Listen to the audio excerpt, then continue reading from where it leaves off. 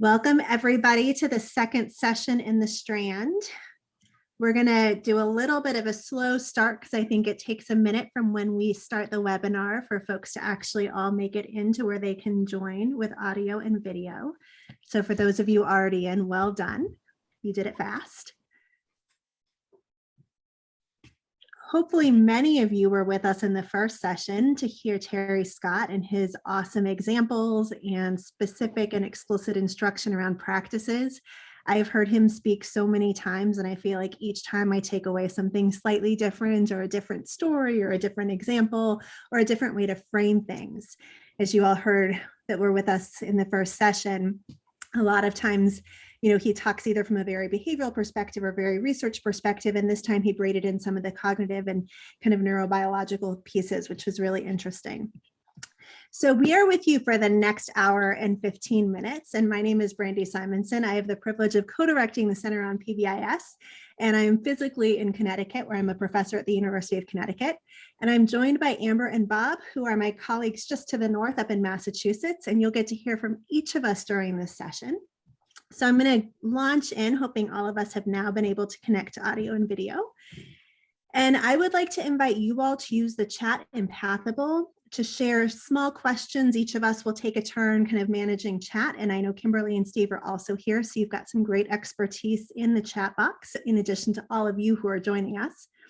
If you have big questions, we'd love you to put those into the Q&A poll.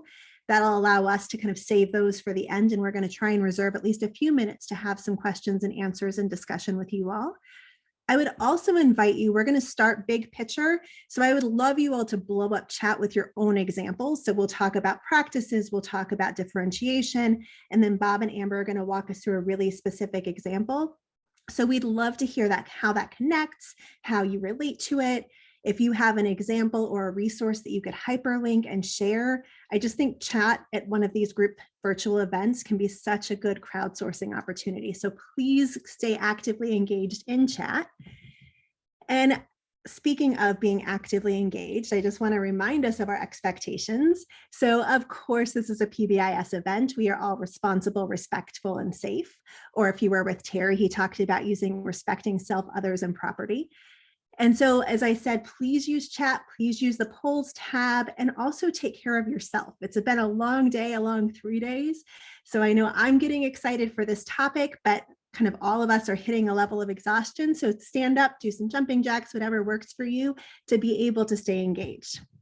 So with that, the agenda for the next hour and 15 minutes, we're going to talk a little bit about critical classroom practices. For many of you, you just heard Terry, as I said, do a fantastic job with this. So we're just going to give you a slightly different frame for how to talk about those same exact practices. You should hear and see a lot of alignment. We're then going to talk a little bit more about how we make sure we differentiate those practices. And Terry, again, did a fantastic job of illustrating that with some of the examples at the end of his talk. Then I'll talk a little bit about how we then build habits for ourselves around implementing those practices. And then I'll turn it over to Amber and Bob, who will do a fantastic job actually walking through what that looks like and sounds like in one of our districts. So I kind of think of myself as their warm-up act. So I'm only going to be with you for the first 15 minutes or so, and then they're going to carry us through the rest of the session. And I'll come back on at the end to wrap us up and help facilitate some of the Q&A. So our goals for you are connected to that agenda. We'd love for you to walk away from these first two sessions feeling really confident in your understanding of critical classroom practices. We'd love you to ask questions, think about examples that you've seen in your classroom or classrooms in buildings and districts you support. Even more than knowing the practices, we'd love you to walk away from this session thinking about how to make those practices work for all. So Terry did a fantastic job of talking about how you kind of aim your tier one, your basic classroom implementation at the level of need of some of your neediest students. So thinking about how you really set all students up for success by having tier one meet your students where they're at, but then some students will need even more. So we would love you to walk away from this session really thinking about how to take those basic practices and pull them up the triangle to support all students. And as I said, we are going to ask you all to think about how you can then make this just the way you teach. So not feeling like it's something new, different, or extra, but how it just becomes your own habit of practice. And when we get to Amber and Bob, they're going to talk a lot about how to think about this from a systems perspective. So not just you as an educator trying to figure this out, but you as an educator who's part of a team at the school, district, state, or national level, really thinking about building systems to support your peers, your colleagues, your friends. So with that, we're going to dive in and just kind of firm up critical practices. So when we think about critical classroom practices, Terry went through some in kind of his language. I wanted to share with you one of the resources that we have developed during and then revised through the pandemic. So a group of national centers got together starting right when schools shut down to think about how do we help support classroom teachers, school leadership teams, district leadership teams, and state leadership teams really anchor to key practices and key systems features to set ourselves and our students up for success. And there's a ton of information in this resource, but what I wanted to highlight for you are the practices that we landed on. And in particular, these are exciting to me because they were not just the collective wisdom of folks that are part of this event, that are part of the PBIS Center, but also our colleagues who focus primarily on academics. So when we think about these practices, they really are practices that support students' social, emotional, behavioral, and academic needs. So you've likely seen this graphic if you've been part of our PBIS community, because we've used it a lot in the last 18 months. But when we talked across these centers about practices that we thought were critical, we talked about starting at the top of this circle with really establishing connections. And relationships and connections have always been part of the conversation, but I think we all recognized during the pandemic that they were not just part of the conversation or maybe an outcome of good practice, but they were actually the way through everything else, right? When we were physically distant, we had to be so intentional about making connections to allow us to do any of the other work, whether we're thinking about supporting academics, supporting mental health, or any of the areas that we know are important for education. So those connections between teachers and students, between teachers and families, among students, among families, among educators, those became really central to everything else that we do. The next bucket we talked about was screening, and not screening from the perspective of a specific tool, but really the process of uncovering need and matching support to need. The next bubble that we talked about were all of those supportive practices that we put in place to set students up for success, kind of before, during, and around instruction. And then the teach bubble were all of those practices that we are actively implementing during instruction. And last, but certainly not least, continuing to collect data as we go to inform and adjust our practices. So one of the messages we took away from all of our thinking and work was the importance of not trying to ask folks to do more, because we are all stretched. We have been energized, I think, by this event, but many of us came into this event feeling pretty burned out and exhausted. So we were not trying to think about how we can ask folks to do more. We were really trying to think about what are the smallest number of practices that would have the biggest impact. And as I walked around, kind of mentally walked around that circle with you all, you likely could imagine how many specific things fit into each of those buckets. And so Steve Goodman and other colleagues and friends pointed out that we need to give people an even simpler path through this graphic and through this work. And so we held ourselves accountable to the idea that if we could do nothing else, what are the 3 things that would have the biggest impact, make the biggest difference in the lives of kids and educators, and would help shorten the line between our practice and improved outcomes and experiences for each and every kid. And so I wanted to give you an example with 3 simple practices that actually do all of these things. And many of them are things you've talked about and heard about throughout the conference. I think you actually saw Jen Freeman present some of these using a similar graphic in one of the summary statements from last year. So this is not brand new and different. It's just a good reminder. The first one If we greeted each student as they came into their learning space, whether that's us standing physically at a door or welcoming them in from a virtual environment, we would be setting students up for success with that first connection, right? Because that positive greeting, Renee mentioned it this morning, that positive greeting is an opportunity to have a personal interaction, whether it's a personalized handshake, a quick comment about something that happened the night before. So that's our first chance to connect. When we notice how the student responds to that greeting, that's a really informal screener, right? The kid who is right there with you and engages back is letting us know they're ready for learning, they're ready for the day. The kid who's quiet or not ready to engage might be giving a different message. And the kid who tells us where to shove our greeting is giving us a different message, right? And each of those reactions lets us know how to, in that moment, adjust the supports that we're going to provide for that student before they even enter, whether it's virtual or physical, before they even enter the learning space. It's also our first chance to set them up for success. So after we've done the greeting, we can say, hey, remember, today we're going to do X. And as you're doing X, here's how you can show respect, or here's how we can engage with each other. Depending on what your expectations are, that prompt will match your classroom expectations. It's also your chance to set them up with their first opportunity to respond. So you let them know what the first learning expectation and activity is, you get them started in that, and they are set up for success from the beginning. And you keeping eyes on those students as they're engaging or not is your chance again to monitor and adjust how you're supporting. So that one simple practice of greeting at the door or greeting at login, 30 seconds for each kid, right? Or not even each kid, 30 seconds as they're walking in the door, lets you touch every single one of those buckets. Second practice is active engagement. So those ways that we get kids actively engaged with opportunities to respond, Terry gave some really nice examples of that. That is another chance to connect. How they're responding is letting us screen, and as we continue to do that, it's letting us monitor. And good opportunities to respond, high rates of high quality opportunities to respond, are one of our best ways to support not just academic outcomes with instruction, but also social emotional behavioral outcomes. Because kids engaging in instruction and experiencing success is actually a really healthy experience, right? It sets them up not just for academic success, but for social emotional behavioral success.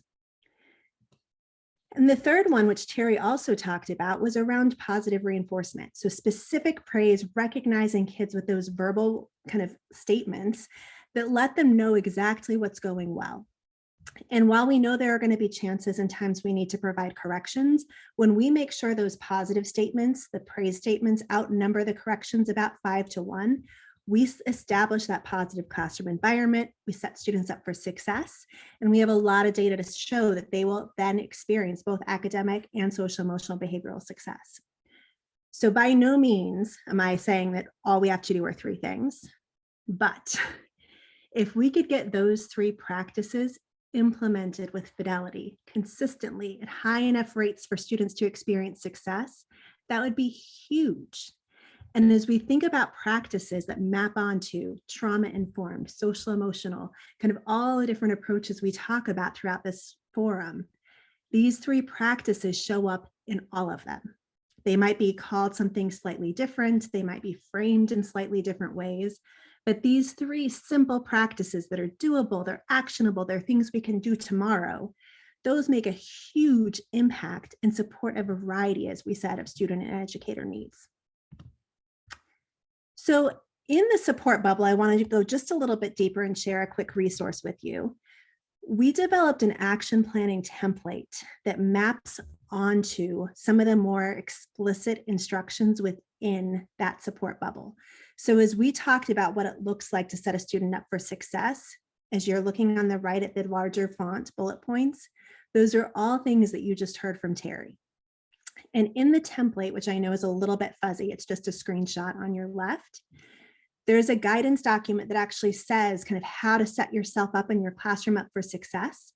And what we intend for you to do with this template is to delete all the light blue font. Just look at it as an example, take it out, put in your own classroom expectations, your own classroom routines. Toward the bottom, there's a place to script out potential ways to set students and staff up for success with positive reminders, ways to think about praise, ways to think about error corrections that give instructional feedback. So just having a plan to guide your implementation of those simple practices, again, sets you up for success. So I wanted to share a quick resource that will be coming out soon. And we talked at the beginning about how important it was to think about a differentiated approach. So each of those practices we just talked about, first and foremost, need to be implemented with fidelity to set all learners up for success. So as we know, tier 1 underlies all the other tiers, which is why there's a green outline around the entire triangle, and it is implemented for all students. For some students, they need a heavier dose of tier 1 practices. So we can think about targeting those practices either to teach specific skills, to be even more explicit with our instruction, to potentially increase the duration or dosage of the practices we're using, to maybe be slightly more targeted in ways that we're praising or recognizing and reinforcing students. So for some students, we do need to layer tier 2 on, but as I just described, tier 2 practices are just a heavier or more intensive dose of tier 1. And then for some students, their behavior has shown us that they need even more support. So for some students, we need to be more intentional about individualizing and intensifying those practices, but those same key practices help we can pull those up the triangle to meet the needs of all of our learners. And because I can't do that justice in the few minutes that I have with you, I just wanted to let you know there is a resource that will be coming out shortly from the center. And the resource is called MTSS in the Classroom. And what we've done is we've taken a few small focused practice areas. So ways to set students up through prevention, ways to teach directly, and ways to respond to behavior. And we've really talked about what those look like, sounds like throughout the tiers of the triangle as they're implemented in the classroom. So keep your eyes out for that one. That will be promoted on the center website once it is through formatting. And so I want to land before I hand it over to Amber and Bob with this idea of we can't just keep adding more to our plates, right? We already said we're going to do the smallest number of things that have the biggest impact. But in addition to focusing our efforts on a small number of practices, we need to make them easy for ourselves. We need to set ourselves up for success by building habits of effective practice. So Kimberly and I did this really cool brief. I'm biased, but I think it's really cool because it's thinking about how do we take what we know about behavior technology and how do we apply it to ourselves. And so I'm just going to do the fast version of this. When we think about any behavior, whether it's a student behavior, whether it's our behavior, we put it in the context of the ABCs. And several years ago, Charles Duhigg wrote a book called The Power of Habit. There have been other books that have come out similarly.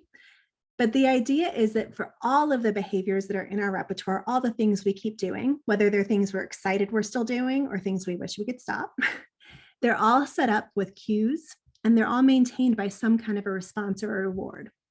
So we can use that knowledge to think about how we set ourselves up for success with implementing these small practices.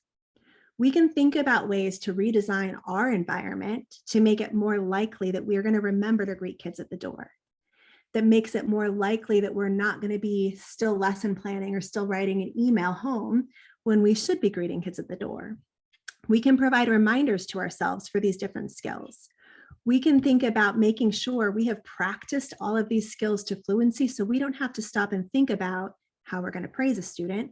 We have that already programmed and ready to go. And we can monitor our own implementation. We can give ourselves specific feedback. We can celebrate successes. I think Renee did a nice job this morning. She talked about giving yourself a high five in the mirror. Even if we don't have a mirror, we can pat ourselves on the back. And we can make sure that when we're not engaged in practices that are consistent with our values, that we don't let it work for ourselves. We go back and try harder the next day. And for all of us who are at the school level leadership team or district level leadership team, we can think about these same ABC strategies when we're building systems to set staff up for success. On the antecedent side, we can think about, since we can't give people more time and we know how stretched and strapped people are, we can think about what we take off their plates so they have the bandwidth, they have the resources to be able to focus on these important practices. We can make sure that we provide small trainings of kind of exposure to these practices, but then opportunities for folks to receive feedback and support and celebration for their own implementation. We can provide prompts and reminders in our environment. So if we want people to be greeting each other at the door, we can be walking around, we can provide a reminder over the loudspeaker, we can think about ways to set folks up for success. And then we as leadership team members can be monitoring, how's it going? Not to catch staff who are not doing it well, but to catch the staff who are, to celebrate and build on successes. So by giving some of that data-based feedback, we can continue to encourage implementation. We can celebrate when things are going well. And even if we haven't already kind of hit the mark we're going for, we can celebrate our progress along the way. So in using our kind of simple ABC strategies and knowledge, we can think about ways to set ourselves up for success, but also how to take that to a larger scale and set our systems up for success. So I've said that kind of at the big idea level. And now I'm excited to turn it over to Amber and Bob, who are going to give some more specific details about what it actually looks like and sounds like in a district they both know very well.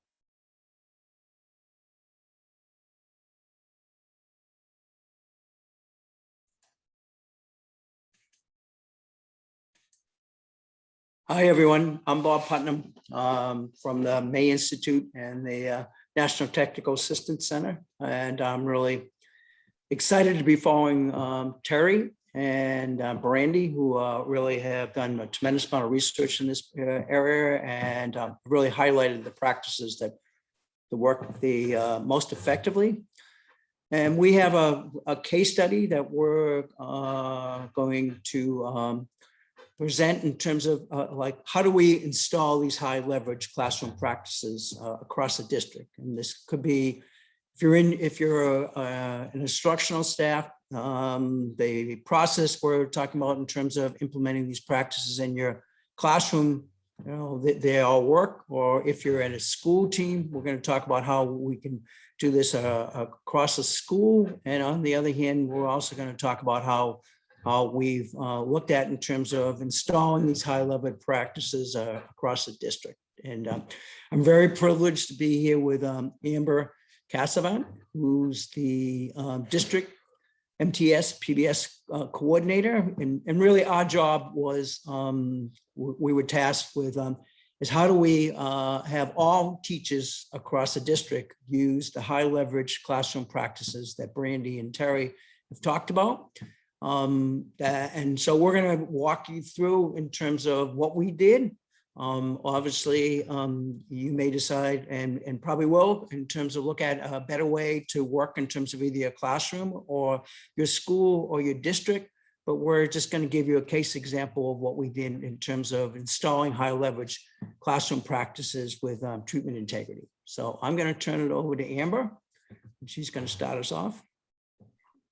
Hi, thanks, Bob. So I'm Amber Casavan, the district coordinator for Gardner.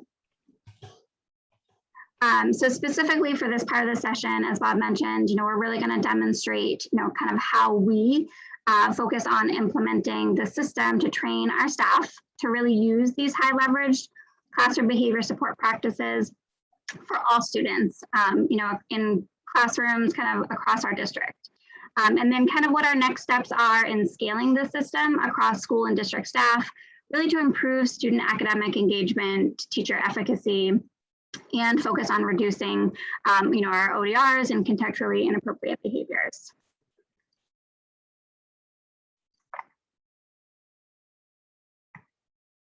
So just a little bit about Gardner and kind of who we are. We are a small rural city in northern Massachusetts. We have a total of 5 schools, 2 elementary schools, 1 middle school, 1 high school, and 1 alternative school that is grades 9 through 12. We have a student enrollment of about 2,300 students. So we're not a huge district, not a large city, but we are a very diverse, high needs population district. So when I say high needs, we're looking at like over 60% of our students falling into that high needs category. We have a high percentage of students with disabilities and a high over 50% of our students falling into the economically disadvantaged population as well. So kind of what was the problem here in Gardner, and why did we really need to leverage some of these evidence-based classroom practices and behavior management strategies? We had a significant high rate of office discipline referrals. So our ODRs were kind of through the roof. We also had high mental health scores on our Tier 1 universal behavioral and emotional screening system. So we use the BEST screener for all students at that Tier 1 level. And our scores were really high in the, students that were scoring high on that. So also, we had a lack of accountability and fidelity of practices at the classroom level, and we had a lack of evidence-based practices in the classroom as well. So really, here we had primarily a Tier 1 issue. However, with a lot of our high ODRs kind of being, when I say high, I mean like over 75th percentile. So the red line, if you can see it, it's kind of faded, but the arrows pointing to it is our ODRs were significantly high, they looking at the national data, higher than that 75th percentile. Bob, I think you're moving my screen. So, and then with those ODRs, they're primarily happening in the classroom. Our staff were kind of in that consistent cycle of responding. So they were, reactive firefighter mode. We were responding to walkie-talkie calls. They had, significant number of unplanned counselor visits, and the percentage of our students that were receiving, Tier 2 or Tier 3 were much higher than the 5 or 15 to 20%. So one of the things that we did is we partnered with the May Institute, and Gardner has quite a history partnering with the May Institute. So Bob's going to talk a little bit about that history, the partnership, and kind of how we got started introducing some of these classroom-based practices.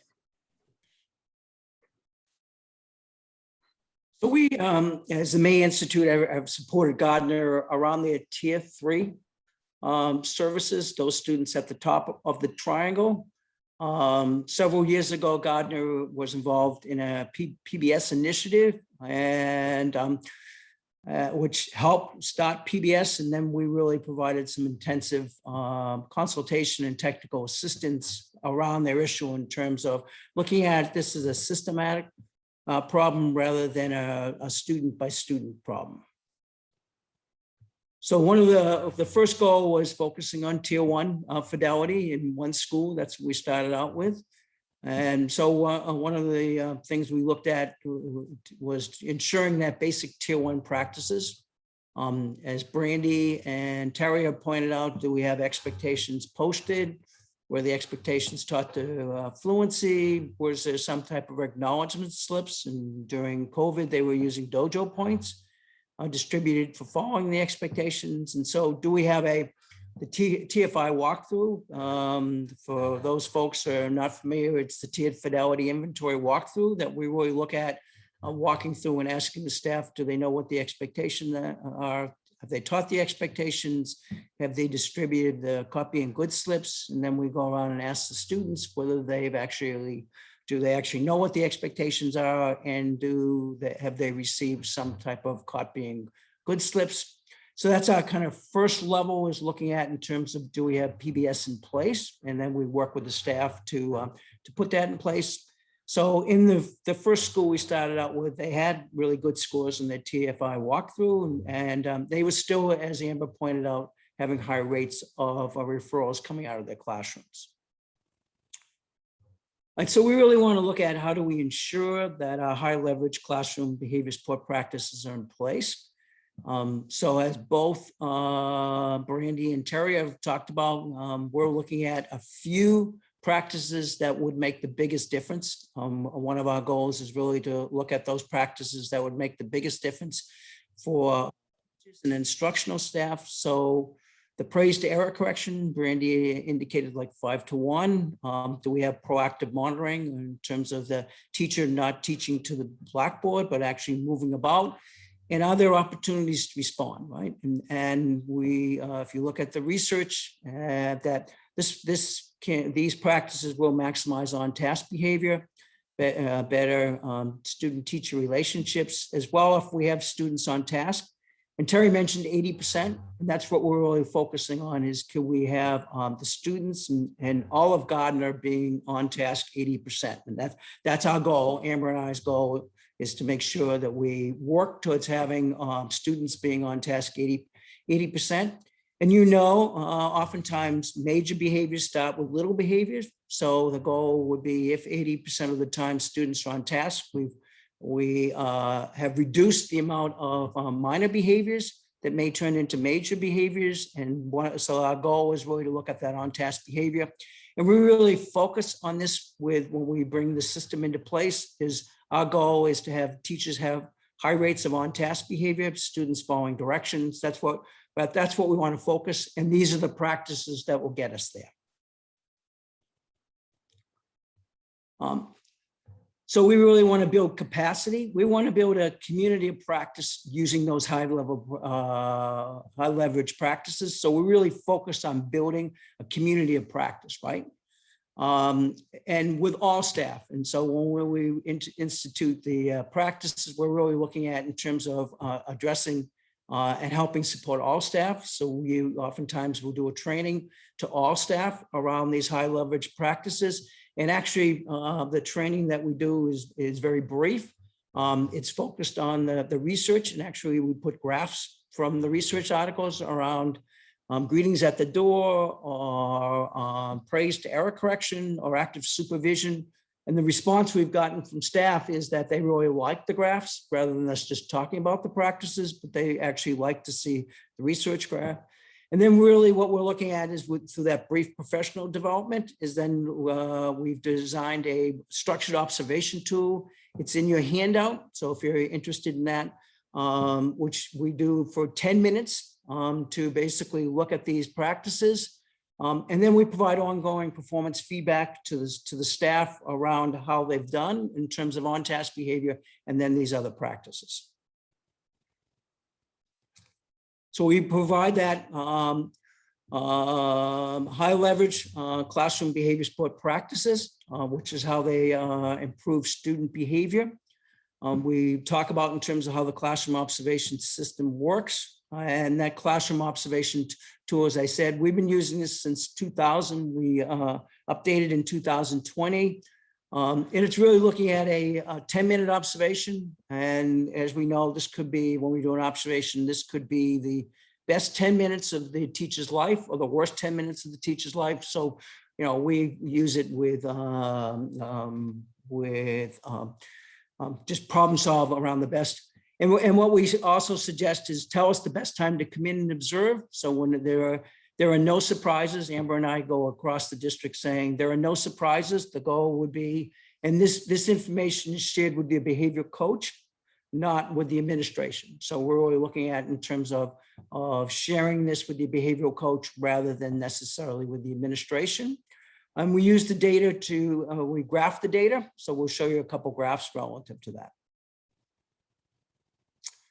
So this is what the graph would look like that we would have in terms of would like to have 80% of the time if you look at whole group with instruction going on. And the most important thing is the right-hand column where we have 80% on task. And then we're looking at a way to measure praise to behavior correction. So it's a 15-second observation of the teacher, and then a 15-second observation of student one, and then back to the teacher. So we get, within 10 minutes, we get about 20, 15-second observations of the teacher, and we get 20 observations of 15 seconds observation of students. And we usually look at in terms of using a rubric. So we're either going down one row and back up the other row, or we're looking at in terms of going, if they're at tables, going counterclockwise or whatever, we set up the rubric. And then we're able to look at in terms of what the praise to behavior correction. So this would be a great graph. Opportunities to respond, we're usually looking somewhere around 20 to 30%. And then an active supervision, actually walking around. And then one of the things we're doing is really looking at the teacher deciding what practices he or she would like to have to improve on-task behavior, but the focus is really on on-task behavior. Right, so it's brief, only takes 10 minutes. We don't start off with it. We start off with teachers, instructional staff that are interested in terms of this and start off building that community of practice that way, rather than looking at the teacher that has the most challenging. We really want to look at in terms of that. We really focus on student on-task behavior, and when we have the ability to provide that visual, simple visual graph that can be used for precise performance feedback, and it allows the instructional staff choice in terms of what they want to have as practices to improve. So this is what it looks like. As I said, it's a handout. So as you can see, it's 15 seconds. The kind of the bluish thing is the teacher, and we're looking at whether in that 15-second when instruction occurred, or praise occurred, or behavior occurred. And we have operational definitions that we go over, and then we're looking at whether the student's on task or off task in this next 15 seconds, and whether there's an opportunity to respond. And then we're able to convert that. And we teach people how to use Excel. We have an Excel sheet that we work in terms of doing that. So the first thing we look at in terms of is how do we obtain buy-in of the classroom observation system. So oftentimes when we go into school, and this is what we did in Gardner, is we asked the principal or the tier 1 team, could they identify a staff member that they think has great classroom behavior support practices, or maybe 1 or 2. And on the other hand, could you identify somebody that basically needs some support in terms of their classroom management practice, right? And the goal would be, does this observation to discriminate between those 2 sets of people, right? And so we'll go in and, not without knowing in terms of who the individual that the team has selected or the principal has selected in terms of who would have the best classroom behavior support practices and who would be struggling, we use the tool. So I gotta just go the right way. Here we go. All right. So, so as I said before, it's getting buy-in without informing which teacher is the ones that have what they would consider good behavioral support practices versus which teachers would be struggling, right?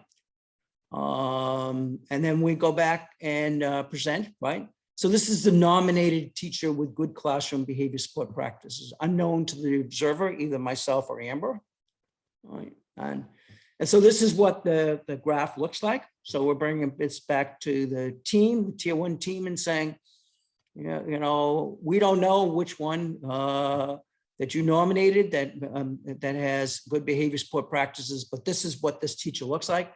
And this is what we, in fact, would suggest as a teacher with high rates of on-task behavior. That's what we're looking at, right? She had 7 to 1, had large amounts of opportunities to respond, and we didn't collect data on active supervision during this observation. And then the teacher that was nominated who needed support around classroom behavior. So you can see less than 60% of the time the students were on task, less than 1 to 1. Instructions less than 80%, very little opportunities to respond, and very little active supervision, right? So one of the ways we've used this is basically, this has validity in terms of as being used as a way to look at measuring on-task behavior and those high leverage practices that are associated with that. So that's the first thing we did. We started off with 1 school, and we looked at going in, and the tier 1 team said, I think this has a lot of validity. And the director of pupil personnel services and the superintendent actually said, this is a lot of validity in terms of what we want to do. So we want to move forward in terms of putting this in place and building that community of practice, right?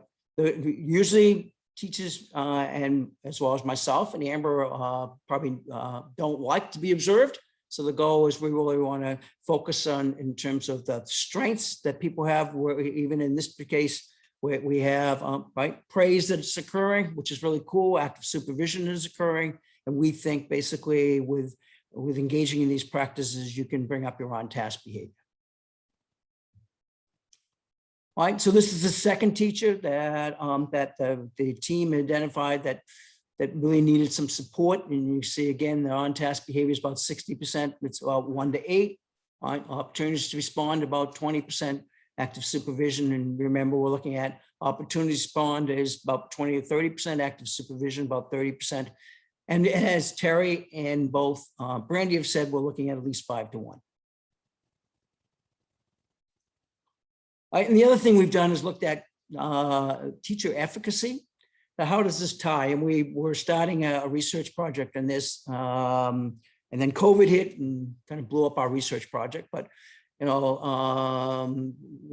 want to look at how does a teacher feel about in terms of their successful classroom management. So this is a simple tool. It's free, so one of the things we did was here's some of the simple teacher efficacy questions is, can you control disruptive behavior in the classroom? How much can you do to calm a student who's disruptive or noisy? How much can you do to get children to follow classroom rules? How well can you establish a classroom management system with each group? And there's a Likert scale that they use in terms of scoring it. But these are the types of things when we look at in terms of classroom behavior support or classroom management would be those things that we'd want to have the teacher saying, yes, I can do this, right? I can do this well. And I'm going really building that community of practices, get teachers to be able to say, yes, I'm successful in terms of doing this. All right, so this is an example of the teacher. Remember the teacher who had the high classroom behavior support practices, she scored 80%. The teacher too that had challenging issues in terms of, you could see 50% as compared to 80%. So this is a measure that we've used to really look at in terms of helping teachers get a sense in terms of that. And our suggestion would be that those teachers that have better classroom management as measured by that tool is going to show better teacher efficacy. And we have a real challenge in education in terms of teacher burnout, oftentimes due to poor classroom management. And one of our goals and one of the research projects going is looking at teacher efficacy, classroom behavior support practices, and burnout. And our goal is really to look at in terms of having some empirical evidence that makes a difference in terms of having those good classroom behavior support practices. So I'm going to turn this over to Amber, who's really going to talk about in terms of how they moved forward. I'm sorry, Amber, I'm moving. I'm going to take my finger off my. Okay. Thanks, Bob. Yes, so I'm going to talk just a little bit more about what the next steps of implementation look like for us so far in Gardner and kind of where we're headed for next steps. So as Bob mentioned, buy-in was super key.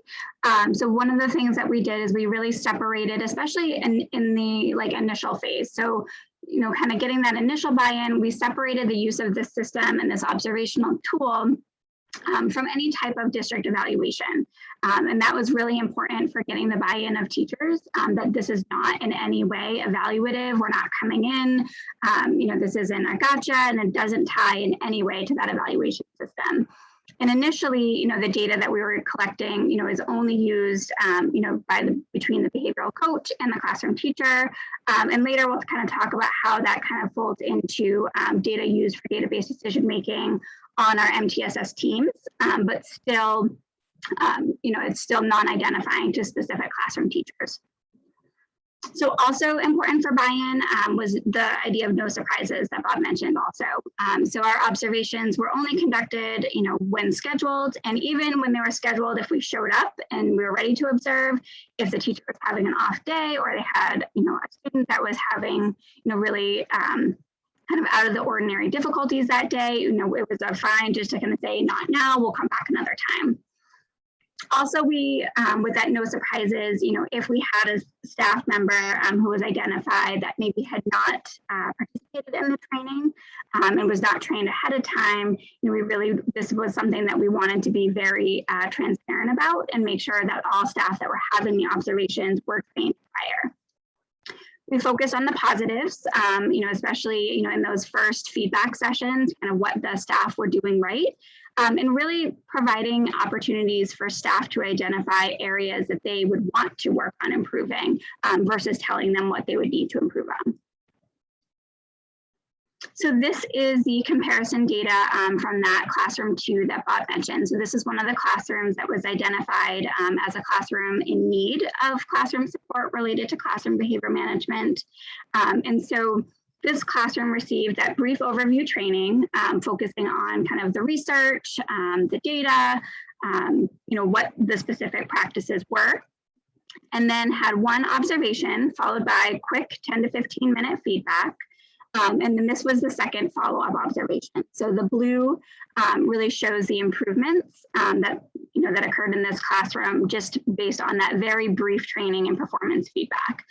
So increases in active instruction, increases in that praise to behavior correction, increases in active supervision, which all led to increases in on-task student engagement. For this specific classroom, opportunities to respond were not assessed during that initial baseline. And I'm not entirely sure why. I think it may have been the actual observation tool that we were using. The form might have been an older version that didn't yet have that opportunities to respond on there. But the second time around, that was really high. So classroom 3 was our second classroom identified as in need of support. So this one, this teacher had the same brief overview training and then 2 follow-up observations with feedback. So as you can see in the third one is where we kind of hit that goal of 80% on task. And kind of across the board, we saw increases in that praise to behavior correction ratio, opportunities to respond, and active supervision. And I think what's really neat about kind of these specific kind of leverage classroom practices and this specific way of providing choice to teachers is that it's not cookie cutter. So it's not that you need a specific percentage of active instruction or a specific percentage of opportunities to respond. But the idea with teachers is that a combination of these practices is going to enhance your on-task and student engagement. So how did we get that buy-in? So we started with obtaining the buy-in from the building principal and the tier 1 team. And the way we did that is we used these graphs. We leveraged our data through kind of this validity and kind of trial of efficacy, comparing with the teachers and the slides that Bob shared earlier. We used this data really to kind of get that buy-in from our building principal and our tier 1 team. And we started with our tier 1 team really because it was strategic and intentional.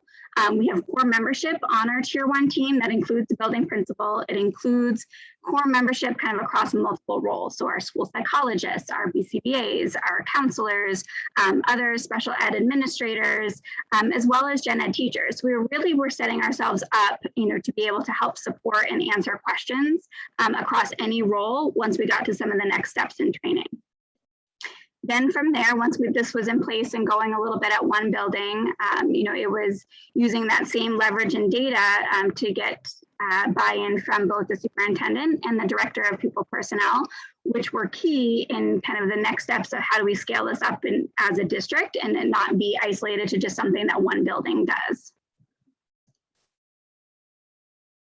So the training process that we developed, it was kind of a trial and error. So it looked a little different from across our 2 elementary schools, but where we landed and kind of identified kind of the most effective steps for training is that, doing the overview training and that buy-in piece with our MTSS tier 1 teams that included the building principal.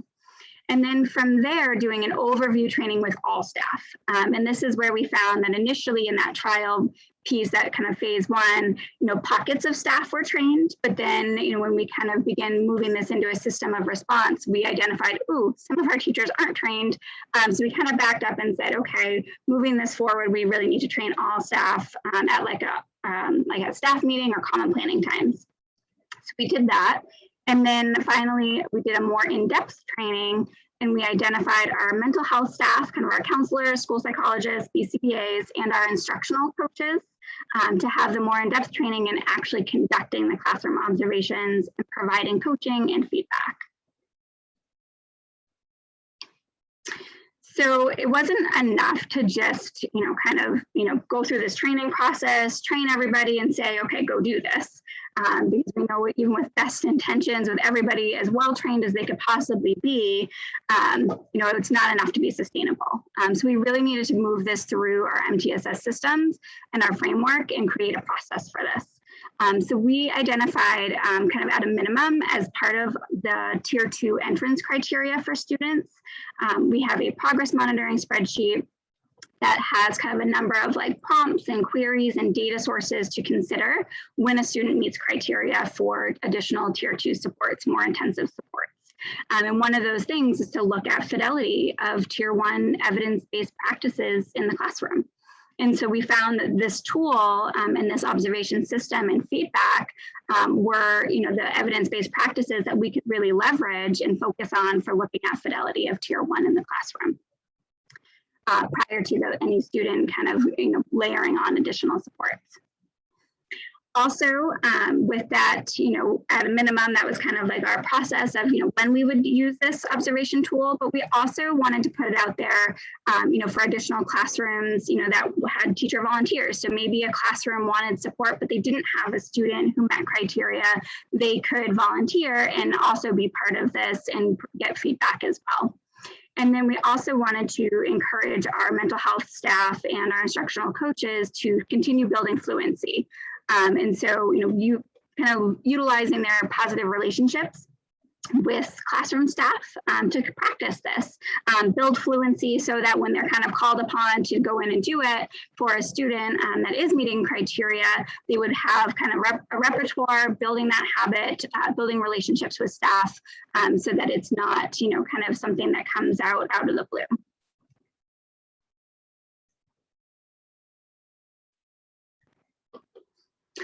So looking ahead to kind of some additional success that we've had with this tool, and it is a work in progress and we're still figuring out kind of our process and system, but this is, these next two graphs are some data from this school year, whereas all the other graphs were kind of our phase 1 that we looked at last year with one of our elementary schools. So this is another classroom, this is the first grade classroom at our Waterford Street School. And as you can see, from the initial baseline being gray to the follow-up observation being the orange, there were some nice improvements in active instruction, opportunities to respond, and some improvements with the on-task student engagement as well. And one of the things that has come up for us is kind of, once we go back and do this follow-up, if we're still not quite at that 80%, then what? So what's kind of our follow-up schedule? And that's the next step for us, is that we don't want to stop there. We want to continue to go back and have a process for that as well. So this one is from our second elementary school that we introduced this system and process with later on. And this is a classroom that, if I was nominating a teacher to have really good behavioral classroom behavior management practices, this would be a classroom. However, following the process in this classroom, there was a student who met criteria for Tier 2. And so I personally went in and I did this observation. And it was really interesting for me. We had some kind of, background conversations during the feedback and coaching, is because after the initial observation, you're looking at 95% on task. You think, well, can't really get too much better than that. So I, focused it more on, what was anything surprising about this observation? Is there anything, that you, expected or didn't expect, looking at this data, using the data with this classroom teacher? And she said, this is a math lesson, and I'd be really curious to see if the on-task looks similar or different during like a foundations or an ELA lesson where the active instruction is very different. So she did have me come back the following week, and we looked at a ELA foundations lesson. And if anyone's familiar with a third grade foundations lesson, there's a lot of active instruction. So that jumped way up. But what was interesting is the active supervision, dropped back down. And so I think it just goes back to that it's not kind of a cookie cutter, you know, it has to have a certain percentage across the board, but different combinations of these practices, you know, having that, you know, praise to behavior correction ratios, as well as the other commonality that we're really finding across these is the opportunities to respond. So kind of across all of the, you know, high rates of on task, we are finding that one commonality is having opportunities to respond to be pretty high. And that's what we found in this classroom and across others. So I think it'd be an interesting, you know, place for additional research. So next steps for us, for Gardner, we are going to continue working with our building principals to build agreement around Tier 1 expectations for all classrooms and the need for fidelity. So, you know, like, you know, Brandy was saying earlier that, you know, if we could just get fidelity of some common practices, you know, at that Tier 1 level, it would be huge and instrumental. And we have recognized that as well. And so while it's great to build this buy-in initially in the initial phases of getting this, you know, into our schools and off the ground, to have it be sustainable and have it be part of our system of response, we are going to need some type of accountability measures and expectations. So working with building principals and the superintendent around what that looks like. We are continuing to work with our mental health staff and our instructional coaches around process and timelines. So although we identified the criteria for, you know, when a student meets criteria for Tier 2, this is when we would automatically use this system. However, who exactly completes it and by when, what does that turnaround look like? You know, does, you know, if a student is in second grade, is it the second grade counselor? Is this expected to be completed within the week or within 2 weeks? And what is the follow-up schedule? So if a classroom isn't at 80%, are we going back, you know, week to week? Once they get to 80%, are we fading to once a month or quarterly? And what does that look like? So just kind of following up on, you know, some of these specific processes is one next step for us as well. And then rolling this out following that same training sequence at our secondary level. So we're currently doing these at both of our elementary schools, and a next step is kind of rolling it out at our middle school and high school.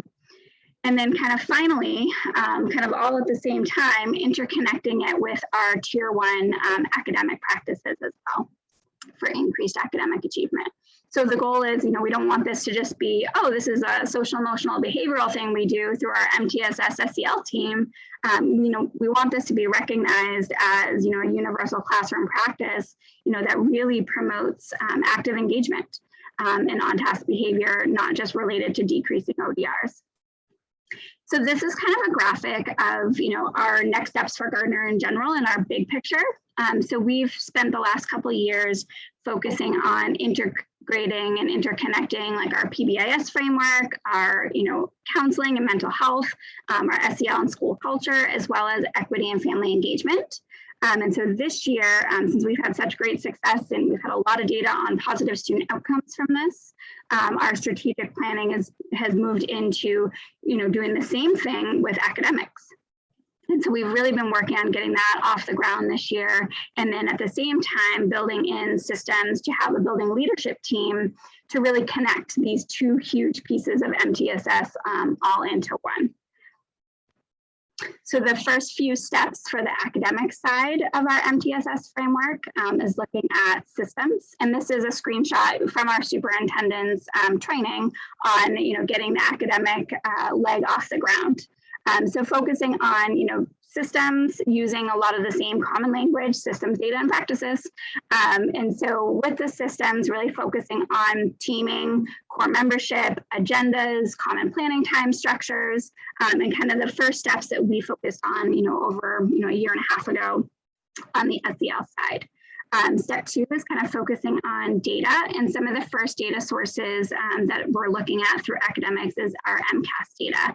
And really looking at aligning our curriculum to the state standards with rigor for higher order thinking. And so, you know, in doing that, you know, our kind of third step is, you know, kind of, you know, get our teams together, we focus on aligning our lessons to the state standards, and then the how are we teaching these lessons is going to be kind of where we circle back to these same evidence-based practices that we've been kind of introducing gradually through our SEL side. And so really focusing on incorporating that, as kind of, aligning to our walkthroughs, our learning walks that we do, as well as kind of overall, connected, shared language and alignment across the district through both SEL and academics. So that is everything I had, and I think we are just about on time. It's about 3:15. Just to go back a little bit in terms of some important points that Amber brought up, but one is the district is moving towards any student that's eligible for Tier 2 services has been identified as they're doing the classroom tool. So the reality is they want to make sure that it's just not a classroom problem, that it's really a student that has some more additional issues because, as most of you know, no one has any extra time. So kind of the easiest thing to do would be to try to change the classroom practices rather than tying up some of the mental health staff or other staff in terms of services that could be better addressed through changing classroom practices. The other piece of it is many of these folks are the people responding to walkie-talkie calls. And one of the goals would be, rather than having them just respond, we're trying to teach them some practices that they can use to prevent rather than just respond. They are responding in terms of walkie-talkie calls, but the goal is really looking at providing them a system so that they can help support teachers to improve on-task behavior. And then thirdly, we've tried to leverage relationships. So if the BCBA has the best relationship with the classroom teacher, as having that BCBA go and do the observation, or if the mental health staff has the best relationship with the certain teachers along those lines, is really leverage those relationships to make this a non-threatening situation. So we've really leaned on leveraging who's your best friend in the school. There's an opportunity to basically help support him or her. So that's part of what we've done in terms of the system, is really work on relationships. And I think all the big, besides academic engagement, is really building better teacher-student relationships, better student, better parent relationships. So really focusing on the positive things in terms of the acknowledgement has really made a difference. Those two teachers who basically we did the initial observation, both of them afterwards said, gee, my class is much easier to manage. I don't feel like the need to send kids out, which is really cool. And we didn't have time to present the data, but in that first school, their office discipline referrals dropped by 50%. If you go back 2 years where we first started versus now, so they had a 50% drop in office discipline referrals. And if you can remember, the vast majority of the office discipline referrals were coming out of the classroom. So Amber and the folks at Gardner has just really done an outstanding job in terms of trying to improve academic achievement, as well as improve their overall behavioral climate. I think too, one of the big things I think has been really important for our district, kind of especially coming with the messaging from our superintendent, is that, the most important thing is getting students ready to learn. And if everyone kind of comes at it in this kind of learning mode of like, okay, if the first goal is to get our students ready to learn so that they're available to learn, then we're able to ensure that, all students are ready to learn, every day in all classrooms. And that's really what we're focused on. So Brandy, I'm going to turn it over to you. That is perfect. I am typing a response in chat as I'm talking to you. People have asked a couple of great questions, and I think they're about to continue doing that in chat. So that was the thing I was just typing in.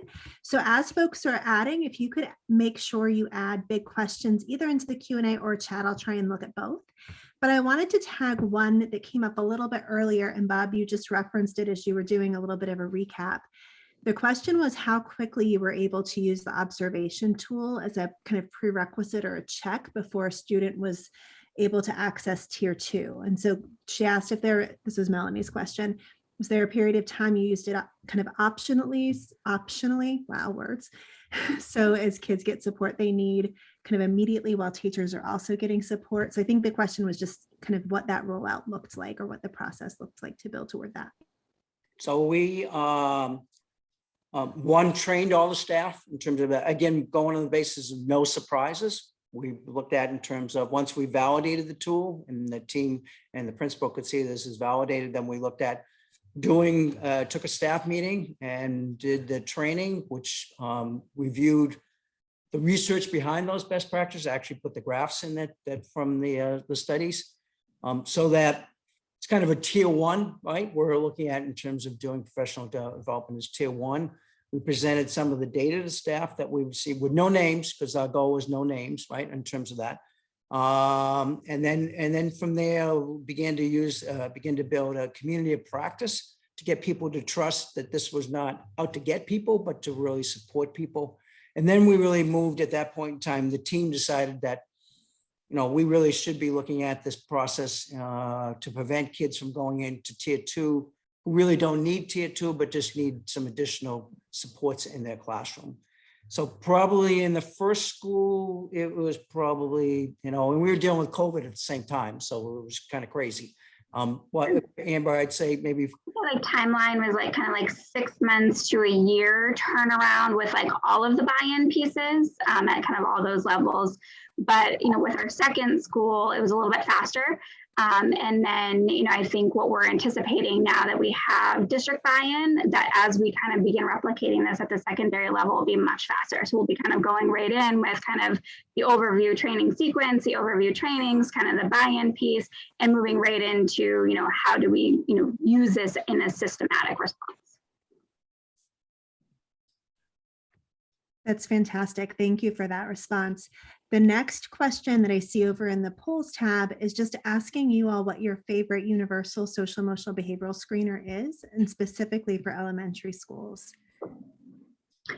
So we have used the BEST screener, which is, we use it for our entire district. And our district has actually done a lot of work around kind of taking that data and triangulating it with other data sources. So it's been, kind of looking at, our normal risk for students and elevated risk and extremely elevated risk. We've done a lot of work with kind of drilling down to specific interventions that have been focused around questions that populated from that screener. So that's what we primarily use. And I would suggest that I think Kathleen Lane did a session at this conference. She's what we consider the queen of screening. And she'll go, so if you go back and take a look at her session, she'll give you a lot of information around kind of what a free screen is, which are other ones, the advantages of different screening tools. So my suggestion would be is go and take a look at that session, because she's really awesome in terms of screening. That's great. So now we've kind of talked about classroom, we've talked about screening, and the next question is around common tier 2 approaches that we would recommend. So one of the things that our district focuses heavily on for tier 2 is check-in, check-out. So we kind of have this process where, if a student meets criteria, we look at fidelity of tier 1. If fidelity of tier 1 looks good, kind of between these classroom evidence-based practices, as well as, are they getting acknowledgement points? So other pieces of tier 1 as well. But then, kind of that first step would be kind of putting them into check-in, check-out. Bob has really supported us around the research showing that a good 70-75% of students will respond positively to check in and check out. So let's start there, and then let's catch the students that are not responding before layering on several different interventions. And we've really emphasized function in terms of small group interventions, is really looking at those students that are skate motivated, or those students are attention junkies, in terms of teaching those students best ways to get the attention that they need, both either from their peers or from the adults. So we've kind of looked at that as the first level. And then from there, it looked at, anger management issues or trauma-focused issues or a variety along those lines in terms of other interventions. But we started off with the simplest thing, which is check in, check out, and then move to look at in terms of building out those other small group interventions, whether it may be academics or it may be social emotional.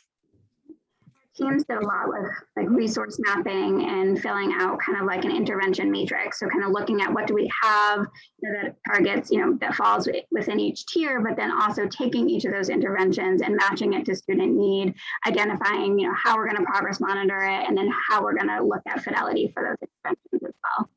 So that they can always kind of go back and say, okay, if this student is, escape motivated, what do we have that addresses that? I love that response because you all both said kind of starting simple, thinking then about function, using data to guide that, coming up with a menu of options that work based on student need and function. And there was a question that just came into chat around what is check in, check out. And I think it's one of those interventions that we use the name of, and it sounds like something fancy, but it's an intervention that probably everyone recognizes because it's based on a daily progress report or point card. It just systematizes that a little bit at the school-wide level. So a student checks in with a predictable adult who has a positive interaction, sets them up for success and gives them that point card, and then checks in with them, as the name implies, throughout the day to provide that specific feedback and kind of quick prompts to set them up for success for the next activity. And then at the end of the day, they kind of revisit that same adult, add up points, celebrate successes or problem solve where there's challenges. So I am not seeing a lot of extra questions or comments in polls. So I'm going to take the chance to share my screen again and do a little bit of a wrap up and then remind folks to do the session evaluation. So let me do that. Just because I love the wrap up piece, because I think I got really excited when I saw the case study slides, because I think that Amber and Bob did such a fantastic job of showing and illustrating everything that Terry talked about and that I set up at the beginning. So just bringing you all back to some of those main messages around the core classroom practices, or as they called them, high leverage classroom behavior support practices. And while we talked in these buckets, we also talked very specifically about positive greetings, praise, opportunities to respond, and really that praise to correction ratio, which showed up so nicely in the graphs that they were able to share. We talked very briefly about this idea of differentiating to meet the needs of each student. And what I loved came through the case study is that this logic also applies to staff, right? How do we set all staff up for success? And then how do we offer additional levels of whether it's performance feedback or support or prompts or celebrations to set all staff up for success? We talked a little bit when I set us up about building habits of effective practice. And I thought, again, the case study did such a fantastic job of showing examples of what that looks like, sounds like in a district. What hopefully we could all relate to some of those examples, both challenges, opportunities, and things to celebrate. So I just want to, again, land with this huge shout out to Amber and Bob for, I think, providing really concrete examples of lots of the concepts that we've talked about in this strand. So as you all are leaving, please take a moment to do evaluations. I know we've said this in every session, but we care so much about your feedback and we do use data to guide our decisions. We kind of walk the walk. So please take a moment to share that data with us and enjoy your last session of the day. And hopefully you had a fantastic experience at the forum, and we look forward to seeing you in the next session. And then also hopefully next year when we're together in person. So thank you, everybody.